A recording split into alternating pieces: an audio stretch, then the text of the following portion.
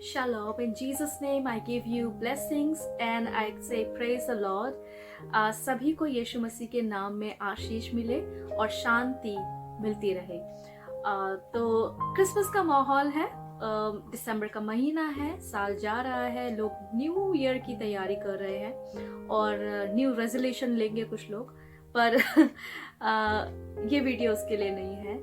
ये वीडियो है क्रिसमस के लिए, बेसिकली ये बताने के लिए कि 25 दिसंबर जो पूरा वर्ल्ड सेलिब्रेट करता है, हो सकता है कि इन लोगों के लिए ये सिर्फ एक हॉलीडेज पीरियड हो, या कुछ लोगों के लिए मॉल में जाके एक बड़े से क्रिसमस ट्री को देखना और सांता क्लॉज से गिफ्ट लेना हो, या अपने फैमिली के साथ टाइम स्पेंड करना हो, या फिर क्रिसमस ट्री सजाना हो, और या फिर केक खाना हो।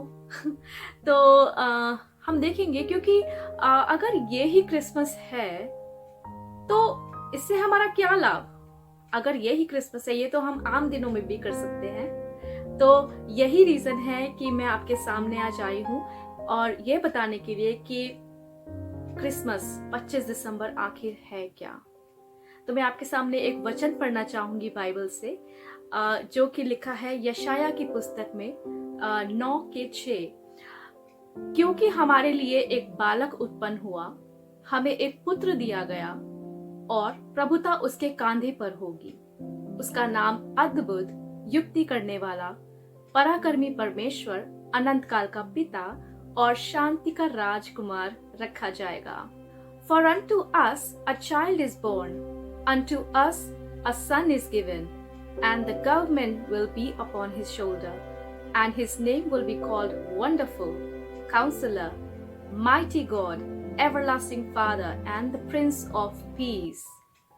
Hallelujah. तो ये जो यहाँ पे लिखा है वो यीशु मसीह के बारे में लिखा है, वो जीसस क्राइस्ट के बारे में लिखा है कि एक बालक उत्पन्न होगा, एक बच्चा आएगा जो कि इन सब बातों का अधिकार रखेगा।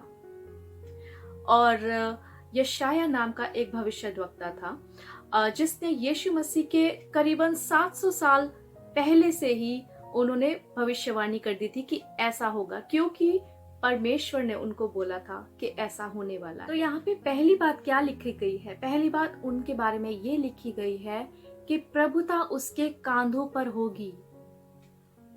कांधे पे प्रभुता मतलब एक शासन, एक साम्राज्य, अ किंगडम।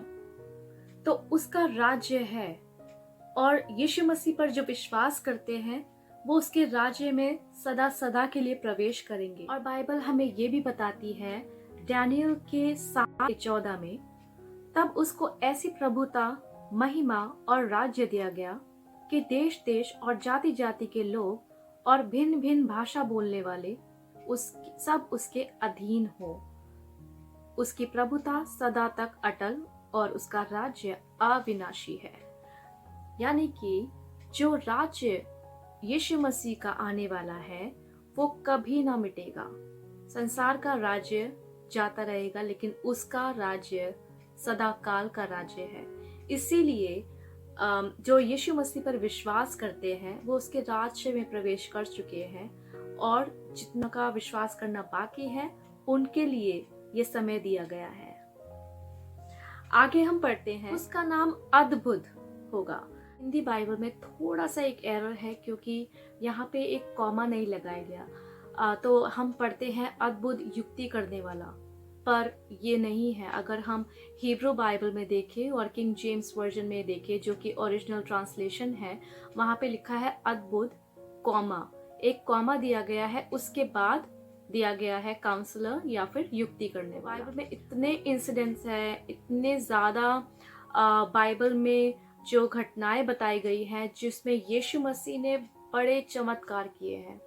यीशु मसीह ने बहुत ऐसे चमत्कार किए हैं जो कोई सोच भी नहीं सकता। और आज भी उसके नाम से मुर्दे जिलाए जाते हैं, आज भी उसके नाम से अद्भुत कार्य होते हैं, अद्भुत चंगाइयाँ होती है, और बड़े बड़े काम उसके नाम से आज भी होते हैं। आगे हम देखते हैं यीशु के बारे में एक और बात बताई हुई है कि वो युक्ति करने वाला, और इसमें भी थोड़ा सा ट्रांसलेशन एरर है, क्योंकि अगर हम मूल हिब्रू बाइबल में देखें और किंग जेम्स वर्जन में देखें, जो ओरिजिनल ट्रांसलेशंस है, उसमें लिखा है काउंसलर, यानी सलाहकार। युक्ति नहीं, सलाहकार। वो एक काउंसलर के रूप में हमारे लिए कार्य करेगा, ये उसके बारे में बताया गया है। जब यीशु मसीह इस धरती से जाने वाले थे, तो उन्होंने हमें बोला कि जब तुम पर पवित्र आत्मा आएगा तो वो तुम्हें सारी बातें सिखाएगा, और वो ही हमारी आज काउंसलिंग करता है। यीशु मसीह के जन्म से पहले जो यूहन्ना के पिता थे, जिनका नाम जकरिया था, उन्होंने बोला यीशु मसीह के बारे में कि वो हमें कुशल के मार्गों में ले जाएगा। जब कोई परेशान होता है अपने समस्याओं को लेकर, या कुछ भी उसके जीवन में बातें होती है, तो उसको ये बोला जाता है कि तुम्हें काउंसलिंग की जरूरत है ना। और या कोई किसी के बस में नहीं होता तो बोलता है कि तुम इसे समझाना, इसको गाइडेंस की जरूरत है, इसको मार्गदर्शन की जरूरत है। और अगर हम लिटरल एक परिभाषा जानने की कोशिश करें कि एक सलाहकार क्या होता है, कौन होता है, तो वो पर्सनल, सोशल और साइकोलॉजिकल प्रॉब्लम्स के लिए होते हैं, यानी कि सामाजिक, व्यक्तिगत और मनोवैज्ञानिक जो समस्याएं होती है उनका इलाज करते हैं। तो आज जो होली स्पिरिट है, पवित्र आत्मा जो है, वही हमारी अगुवाई करता है, वही हमारे मार्गदर्शन को सीधा करता है, वही हमें सीधी राह पर, जो परमेश्वर से हमें मिलाए, वहां लेकर चलता है। फिर आगे ये चौथी बात लिखी हुई है यीशु मसीह के बारे में, पराक्रमी परमेश्वर। कितना बड़ा नाम है ये, पराक्रमी परमेश्वर। इसके बारे में मैं जितना कहूँ उतना कम है, क्योंकि यीशु मसीह सिर्फ एक उद्धारकर्ता के अलावा एक सच्चा खुदा है, एक परमेश्वर है। तो इस बात को हम कैसे मान सकते हैं कि वो यीशु मसीह खुदा है, यीशु मसीह परमेश्वर है। मैं आपके सामने वचन पढ़ना चाहूंगी, यूहन्ना पहले का पहला। लिखा है, आदि में वचन था और वचन परमेश्वर के साथ था, सब कुछ उसी के द्वारा उत्पन्न हुआ। और हम आगे पढ़ते हैं तो लिखा है 14वें वचन में, 14th वर्स में, कि वचन देहधारी हुआ, यानी जो एक वचन सिर्फ मुंह का जो शब्द था, उसने एक शरीर ले लिया और वो हमारे बीच में चला फिरा, हमारे बीच में डेरा किया। उसके बाद एक और वचन मैं आपके सामने पढ़ना चाहूंगी कि जो ये बताता है, कुलुसियों 1 के 15 से 17 में इस तरह लिखा है, वह तो अदृश्य परमेश्वर का प्रतिरूप और सारी सृष्टि में पहलौठा है, क्योंकि उसी में सारी वस्तुओं की सृष्टि हुई, स्वर्ग की हो अथवा पृथ्वी की, देखी या अनदेखी।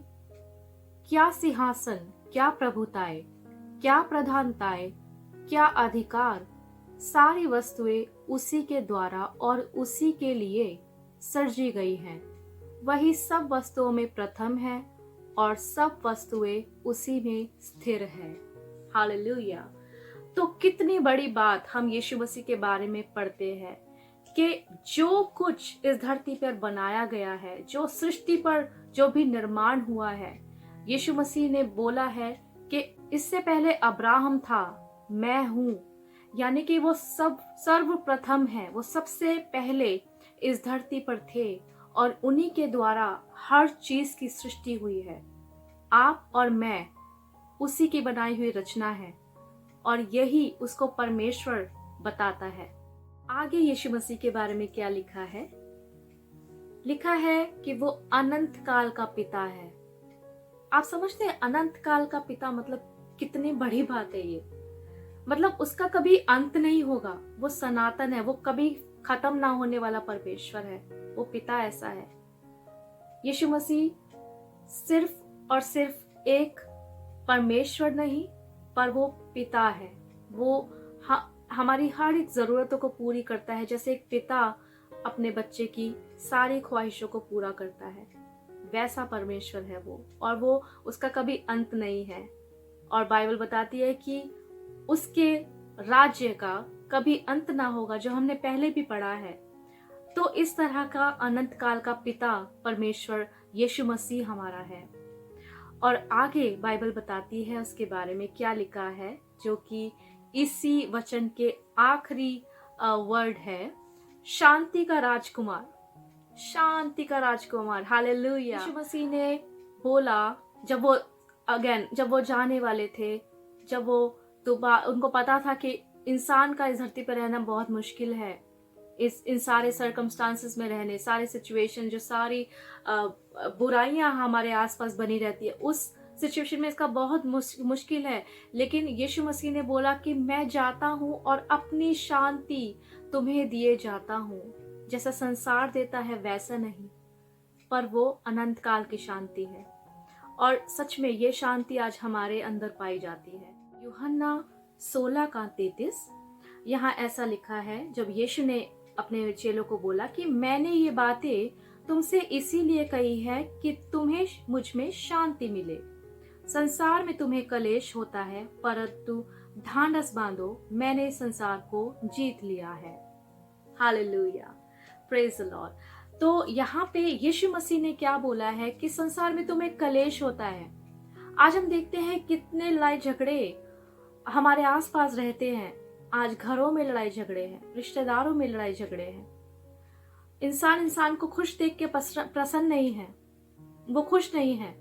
आज दोस्तों में लड़ाई झगड़े, भाई बहनों में लड़ाई झगड़े होते हैं, प्रॉपर्टीज पे झगड़े होते हैं, देशों में, पार्टीज में झगड़े होते हैं। हर जगह से हमें सिर्फ बैड न्यूज सुनने को मिलती है, हमें सिर्फ झगड़े और लड़ाइयों के बारे में सुनाई देता है।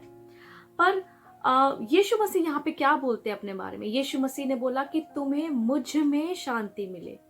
हाँ, शांति सिर्फ यीशु मसीह में ही मिल सकती है मेरे प्रियो। और आगे वचन में क्या बोलते हैं यीशु मसीह कि मैंने संसार को जीत लिया है। कैसे जीत लिया? यीशु मसीह तो मर गए थे, कैसे जीत लिया यीशु ने? यीशु मसीह ने अपनी शांति ही से शैतान को जीता है। आप जानते हैं, क्योंकि वो जब सूली पर था, जब उसको कोड़े मारकर सूली पर लटकाया गया था, तो वो शांत रहा। उसने अपने सताने वालों के साथ वो व्यवहार नहीं किया जैसे लोग करते हैं, पर उसने वो किया जो उसकी रिस्पॉन्सिबिलिटी थी, जो उसने हमें सिखाना था कि अपने गुनहगारों को क्षमा करो। जो तुम्हें सताए, जो तुम्हारा मजाक उड़ाए, उनको तुम माफ करो। वो उसने उस सूली पर किया और वो तीसरे दिन जिंदा हो गए। यही रीजन था कि वो शांत रहे। क्यों रहना पड़ा यीशु मसीह को शांत? आप जानते हैं क्यों रहना पड़ा? वो चाहते तो एक जगह यीशु मसीह ने बताया कि वो चाहते तो स्वर्ग की सेना उनके लिए हाजिर हो जाती यहाँ पे, पर उन्होंने नहीं चाहा, क्योंकि ये लिखा हुआ था और ये परमेश्वर का प्लान था हमारे लिए, मानव जाति के लिए। क्योंकि अगर ये यीशु मसीह ना करते, इस रीजन के लिए ना आते, तो आज हमारे पास कोई भी रास्ता नहीं था कि हम स्वर्ग तक पहुंच सके या उस परमेश्वर से हम मिल सके। देखिए कितनी बड़ी बातें हैं, कितनी अद्भुत बातें हैं, जिस रीजन के लिए, जिस कारण यीशु मसीह हमारे बीच में पैदा हुआ, और आज हम उसे किस में ढूंढते हैं। मैं आपको बताना चाहती हूँ कि मेरे साथ भी यही था, मेरे लिए भी यही क्रिसमस था कि मैं अपने घर में एक क्रिसमस ट्री सजा लूं या अपने आप को अच्छे से ड्रेसअप कर लूं और 4 गाने कैरल्स के गा लूं। पर ये क्रिसमस नहीं है। यीशु मसीह का सुसमाचार क्रिसमस है, जो इसके बारे में आप बता सके कि यीशु मसीह क्यों आया। अगर अब आप क्रिसमस पार्टी करने जाएं, जब आप शॉपिंग करें, जब आप अपने दारू की बोतल को खोलें, जिस तरह से आप सेलिब्रेट करना चाहते हैं वैसे करें। एक बार ये जरूर सोचें कि यीशु मसीह हमारे लिए क्यों आए, कि वो क्या रीजन था। क्या मैं पवित्रों के पवित्रों को अपवित्र तो नहीं कर रहा? क्या मैं उन बातों को जो यीशु मसीह ने मेरे लिए करना चाही है, जो कर दी है, ऑलरेडी कर दी है, पर आपको सिर्फ विश्वास करना है, आपको उसकी इज्जत करनी है, रिस्पेक्ट करनी है आपको। तो यीशु मसीह जो है सिर्फ चर्च में एक दिन नहीं पाए जाते। ये क्रिसमस नहीं है कि आप सिर्फ चर्च के एक दिन जाकर उसको दंडवत करें या उसकी एक मूर्त को देखे, उसके एक स्टैचू को देखे। No, the real Christmas is every day. मैं यीशु मसीह को हर दिन सेलिब्रेट करती हूँ, क्योंकि जब तक मैं नहीं करती थी हर दिन, मेरे लिए एक डेट थी, वो जो क्रिसमस का दिन था, 25 तारीख। पर आज यीशु मसीह को मैं हर दिन सेलिब्रेट करती हूँ। तभी मैंने आपको बोला कि ये खुशी का माहौल, जो शांति है, वो सच में हमें हर पल मिलती है। तो क्यों ना हम उसका हर पल धन्यवाद करें, क्यों ना फिर हम आनंदित रहें उसमें। हमें हर पल उसमें आनंदित रहना है। और यीशु मसीह के नाम से मैं आप सभी की जिंदगी में चाहती हूँ कि आप में भी वो आनंद आए, वो शांति आए, वो प्रेम आए, अद्भुत रीति से आपकी जिंदगी बदल जाए। तो सभी को फिर से merry Christmas and I wish you a very happy New Year. परमेश्वर का धन्यवाद हो इस समय के लिए, and I thank you so much for listening to the word of God. परमेश्वर आप सभी को नाम नाम आशीष दे। शालोम।